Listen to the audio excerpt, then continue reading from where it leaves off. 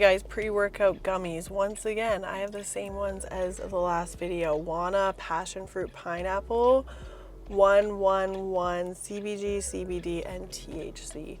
Honestly, CBG will change my workouts forever. It literally is so good. It helps me get in the zone. Okay, I also don't eat a whole gummy. I only eat like half because one, I'm such a baby. My tolerance is so low. And second, I don't have a second one. I don't know, you guys, it just works. I'm gonna take you guys through an entire leg day. Honestly, I feel like my leg days lately have been just so good. As you guys know, I like to give you tips as we go along. I'm gonna give you form tips, just tips on everything as we go. But this leg day, I feel like all my leg days lately have been just really good. So we're just gonna get straight into it. I filmed this a couple weeks ago, but I'm going to actually train legs right now. So cheers, guys. I've been on energy drinks as I'm traveling because I haven't bought a full thing of pre-workout. I think next time I travel somewhere for more than like 2 weeks, I've been here for about 3 weeks, I'm gonna get a thing of pre-workout because realistically, how many servings are in one thing of pre-workout? Should we look? Let's look. I wanna look. 30 servings. That's 30 days. So it would honestly, like, it works out. When I'm spending like $5 every time I buy a fucking energy drink, when I could be getting pre-workout for like $30, $40 and having a wow, why did I not do that? I'm actually so mad that I never did that this time. What the fuck?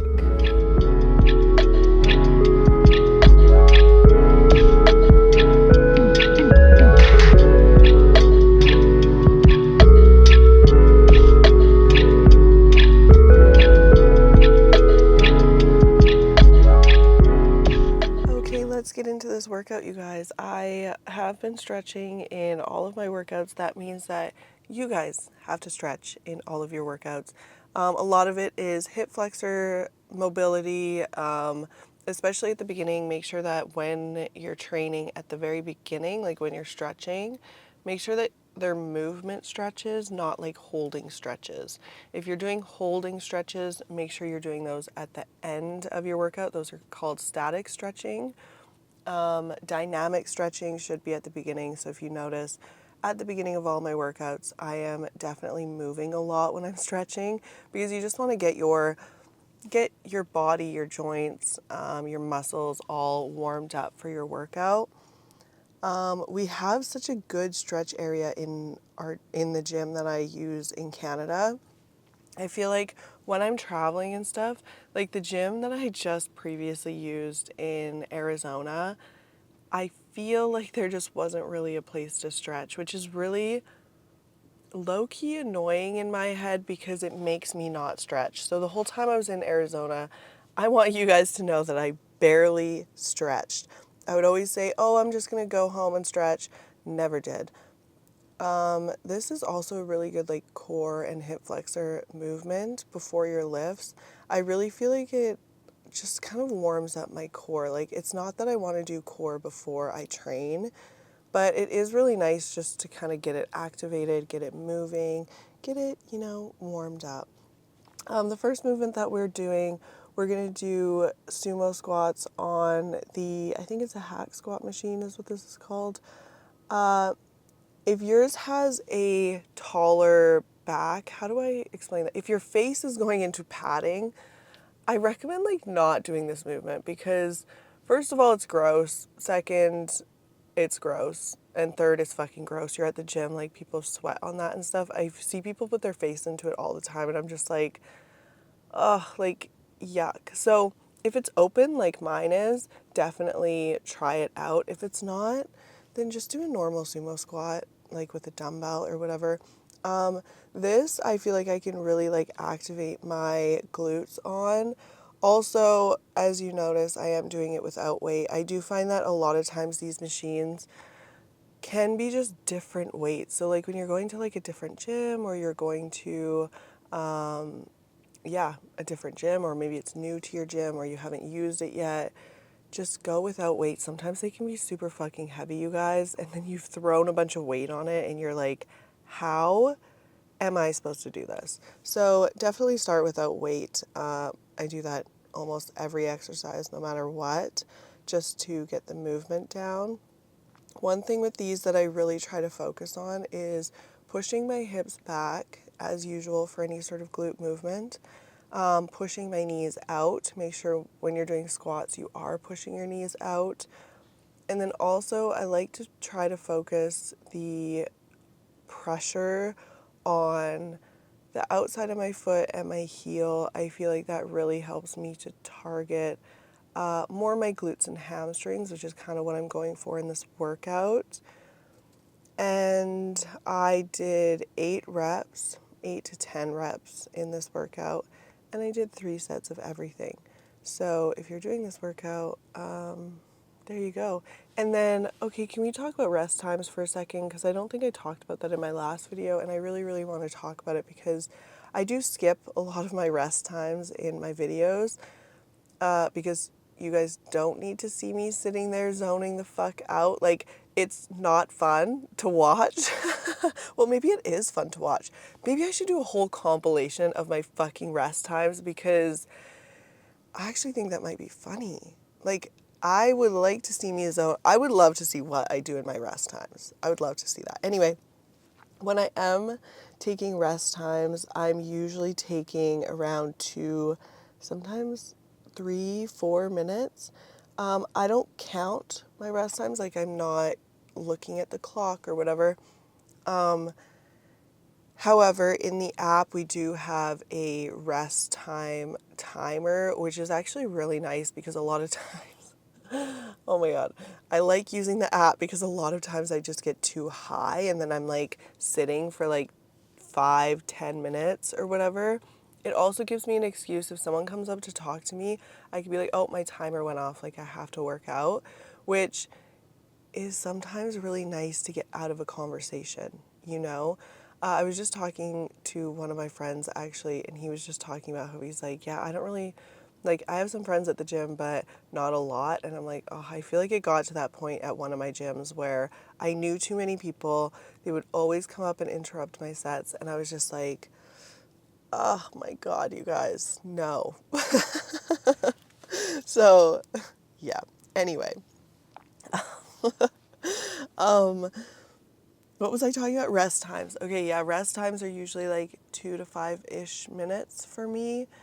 That just makes sure. So when we're talking about rest times, if you guys are new to the gym or you're new to working out, when we're talking about rest times, you're doing 8 sets or 8 reps of sumo squats, and then you'll take a rest. And so you'll do 8, you rest for like 2 to 5 minutes ish. Oh, I'm gonna sneeze. Oh my God, my sneezes are back. Ooh. Do you guys remember my sneezing in every voiceover? Holy shit, I'm back. So when you're doing this, 8 to 10 reps, rest time is 2 to 5 minutes, and then you go back into another set, and it's usually not up to 5 minutes, sometimes. What this does is it gives so say you're working your glutes, say we're doing sumo squats. If you're working your glutes and you have a lot of weight on there and you just did a set, you just did 8 reps, then when you're able to rest and, give your muscles a minute to like gather themselves, you're able to do that weight, if not more weight. So, which is what we want because we want to grow muscle. So, think about the girls that are doing squats or sumo squats, and then all of a sudden they're doing like banded fucking whatever they're doing in between their sets. They're not giving their muscles enough time to rest. And so when they're going into their next set, they probably can't lift as much or they can't do as many reps, which is not good because then you're not essentially building muscle because you've tired out your muscles already.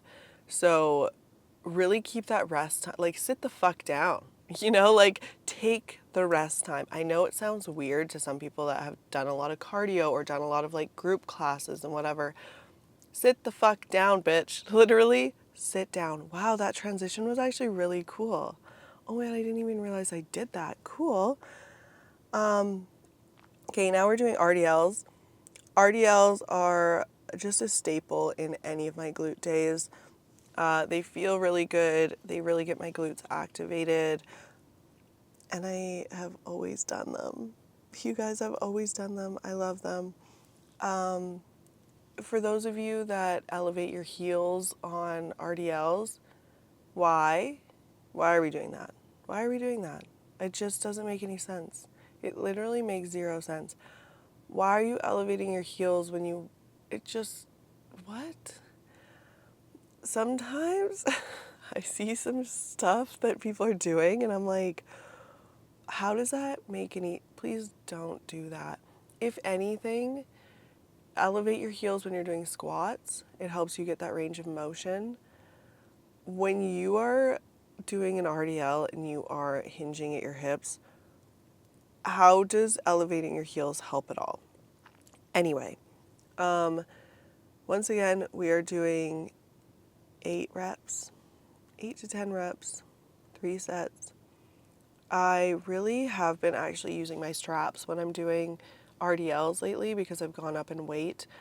This was filmed before I got to Arizona, but throughout all my workouts in Arizona that I was doing legs, I was really using my straps because, first of all, my grip strength is not there. I'm surprised I'm able to hold this for as long as I have. And it really, really helps in order to up the weight. If you guys are getting any sort of back pain during your RDLs, a lot of times, like 90% of the time, it's because your core isn't braced. And so I'm going to do a couple more TikToks on just bracing your core. I think we all need a little bit of help with that. I also would like to help you guys avoid some injuries. So we're going to do that. Now we are going into B stance RDLs. B stance RDLs are really good. They're really good unilateral movement. In all of my leg days, I like to put wow. In all of my leg days, I like to put a unilateral movement because, or multiple. I do think it really, really helps to, first of all, help your mind to muscle connection with one of your glutes. And then I also think that it helps in the sense of like if you're trying to balance something out. So I've actually had girls come to me where like one glute is bigger than the other or it's like higher than the other. If you're trying to balance out stuff like that, you can do it when you're doing unilateral stuff. If you're constantly doing double, how do you say that, like both feet or like a normal RDL or whatever, you can't really focus on one side or you can't really focus on one. So I definitely recommend putting in some unilateral movements. I will always have them in every program in the app. I'm pretty sure it's in every program. Like if I didn't, then like who am I, you know? B stance RDLs are really nice. The way that I learned to do these, first of all, I know that a lot of girls tell you where to put your back foot, but I really think it depends on the person. I think it depends. That foot is just there for the balance. So it really, really just depends on how tall you are, what feels comfortable for you, how and where to put it so that you're not completely like leaning on it. And then also just making sure that you are going as low as you're going for like a normal RDL. So I almost think of this as like if I just lost one of my legs and I was doing an RDL, how would it feel and how would it look? You can also, I've seen girls put their leg up on the bench and do that. I have done that and it actually works really well. Like I'm actually very surprised. So definitely try doing something like that. And yeah, if you're struggling with your RDLs already, then I would avoid doing this movement just because I think it's almost like an addition on to RDLs. So if you can't do an RDL, you should probably learn the RDL first. I have a ton of form tips on my TikTok, but it is a really good movement. What else can I tell you guys about this?